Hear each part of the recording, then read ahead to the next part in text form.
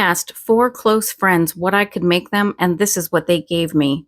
Join me as I create 4 gifts that have absolutely nothing in common. I'm Melissa. This is Craft Crumbs. Thank you for joining me. Elaine asked me for a catch-all dish in summer colors or a summer theme. I believe she wants to put it in her entryway. I picked up this dish from the Dollar Tree's party section. I did 1 coat of white paint in the Rust-Oleum Ultra Matte spray paint. I have 2 sheets of this beautiful rice paper with hydrangeas on it.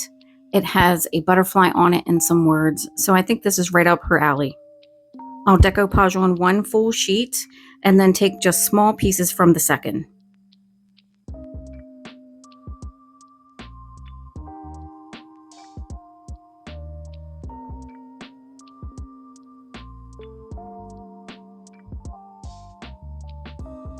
Here I'm taking some ink in the color Emerald and dabbing it on the sides, and then I'll smooth it out here in just a moment.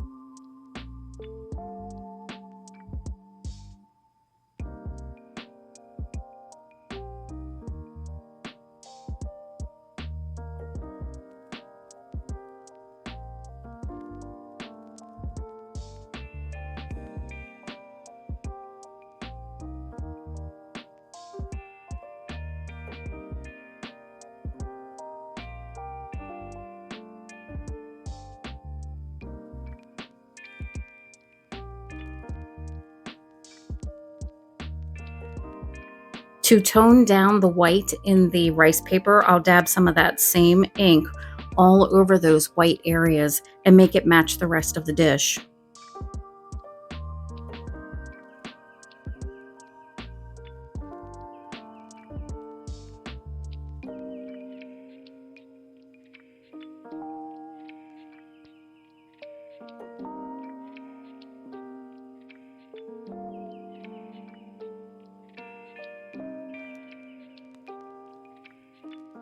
Elaine loves the lime washed look, so I'm going to take some of this peacock color ink and sporadically dab it throughout the grain to give it the color variation you'd see in a lime wash.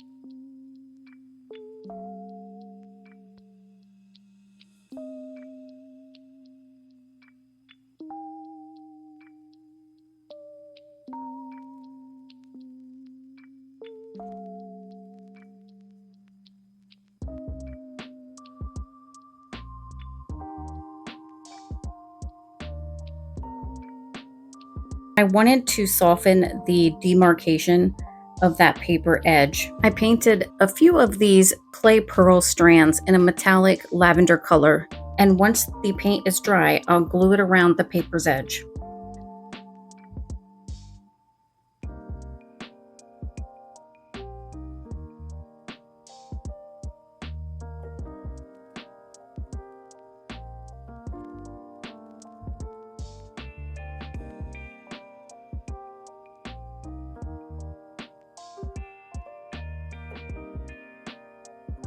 And then finally, off camera, as to not bore you, I added gilding flakes to give it just a little pop of color and interest around the edges of the dish.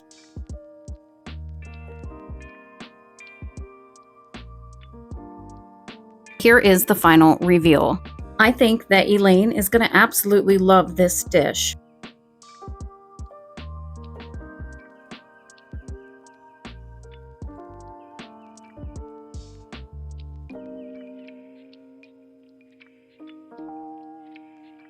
Let me know in the comments what you think about the catch-all dish for Elaine.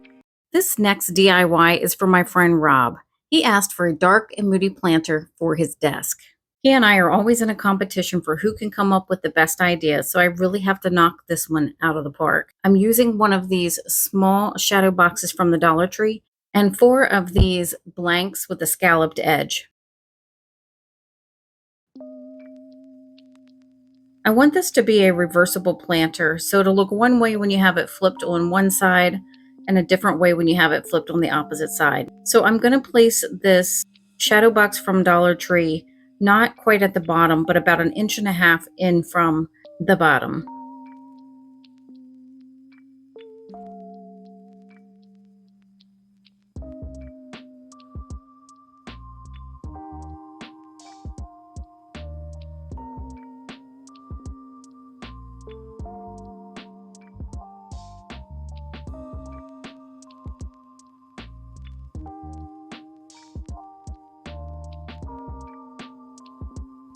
I wanted to pop in here and give you a little bit of news about the channel. I recently created a Craft Crumbs creative sharing group on Facebook. I'm going to link it down below for you, but this is going to be a great place for us to come together, get to know each other, share our creations, and more. In fact, if you've duplicated anything that I've made on the channel, go ahead and join the group immediately and share it immediately so I can see it. I will enjoy seeing any of your creations.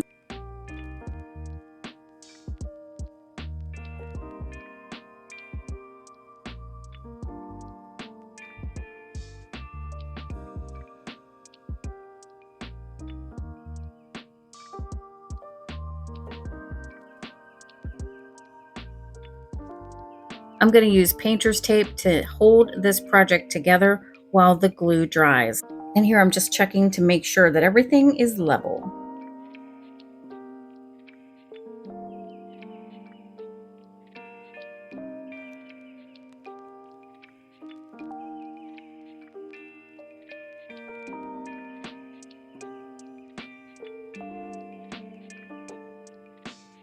Coming back, I have coated this entire piece inside and out with white chalk paint. And now I'm adding clay embellishments, covering them up too in the white chalk paint, and setting it aside for about 15 minutes to dry before I come back and finish.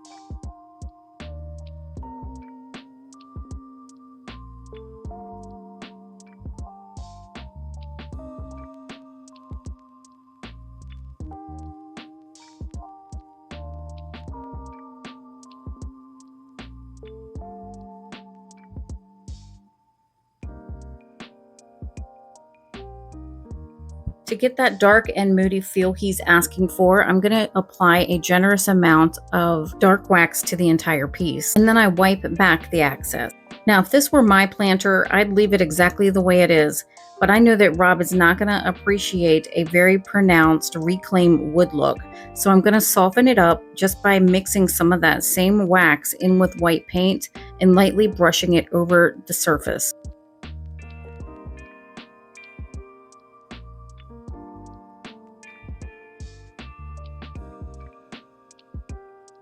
And then I finished it by dry brushing white over the embellishments, and I did wipe some of that white back as well.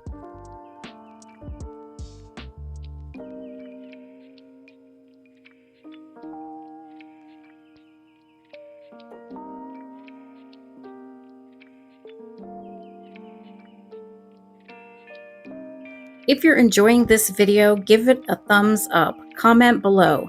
It only takes 1 or 2 words for YouTube to recognize that this video has engagement and will push it out to other crafters like us.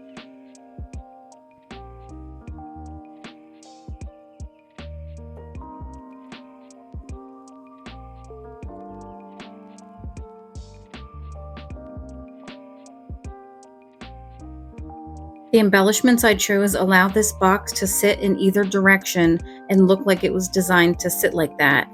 Here it is with the points facing up, and here it is with them facing down. I love how unique this looks with the points facing down. Let me know which way you would display it.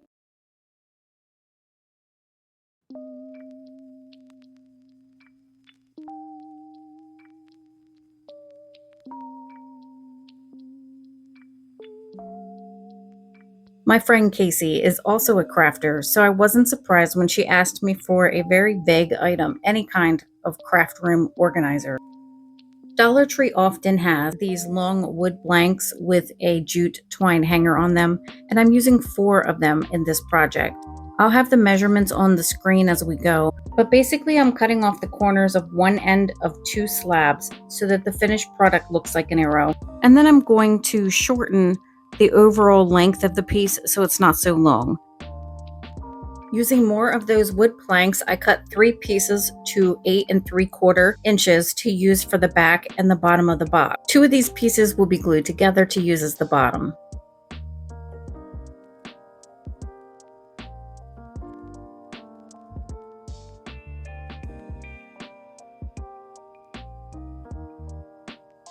Once again, I'm using painter's tape to hold everything in place while the glue dries.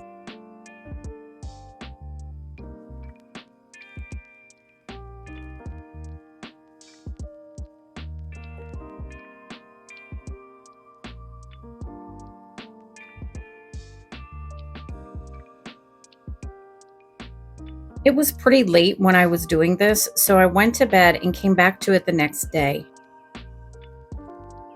I'm not surprised at all what I found when I came back to it. This cat will sleep anywhere. For the partition in the middle as well as the front piece, I used scrap wood from my stash. Once I have all of the pieces intact and glued together firmly, I paint the entire piece in 2 coats of white chalk paint. And then I come back in with some of these beautiful transfers from Amazon. Then to protect it, I'll take it outside and give it 1 coat of Rust-Oleum dead flat top coat.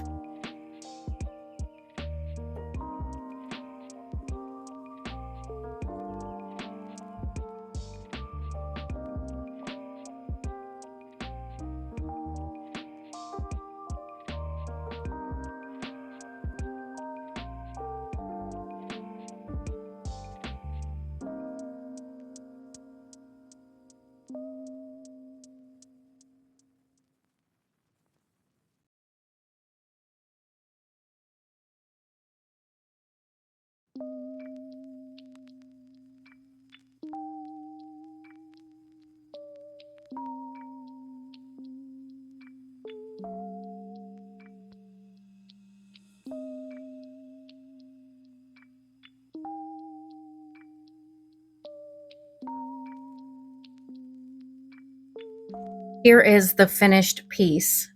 Like me, Casey absolutely loves anything with birds, and I'm positive she'll love this useful craft room organizational piece. What do you think about it?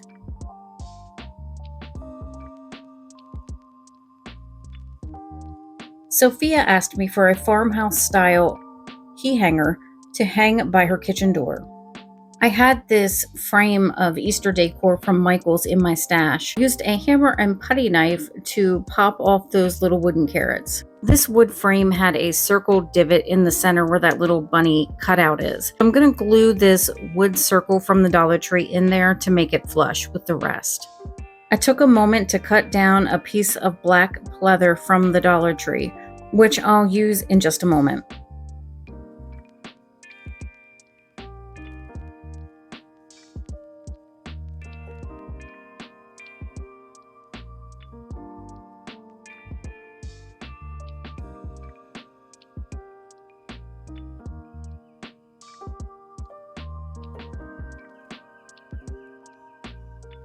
I did damage to the wood whenever I pulled those carrots off, so I'm going to go in with some spackle, fill that area in, as well as a small area around that circle. You know that I love a good heat transfer, and I know that Sophia would absolutely adore this wagon wheel with flowers. I'm going to cover the entire surface with Aleene's tacky glue. And then I'm going to smooth out that piece of leather over the surface to cover the entire front. Now from here, I'm just going to embellish this, so I'm not going to talk too much. I honestly feel like I'm losing my voice. So I'm going to let you watch, and then I'll pop in again at the end.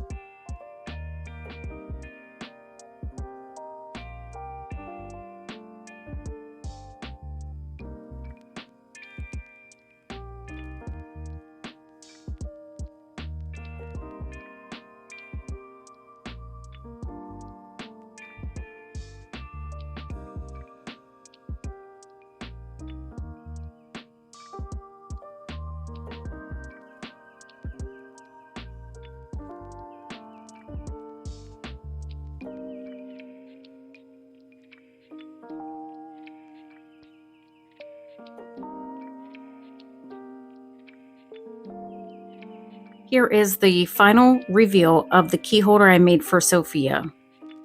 I think that she will love this, but I'm not sure if I do. I had broken a wooden welcome sign from Hobby Lobby and had to resort to these wood letters, which I think kind of cheapens it. But let me know what you think about this key holder. I hope this inspires you to create gifts for friends while keeping in mind everything you know about them to create something that they will cherish for a lifetime. If you enjoyed this video and want to see more, here's another one I think you'll enjoy. And until next time, friends, don't forget to craft what you love.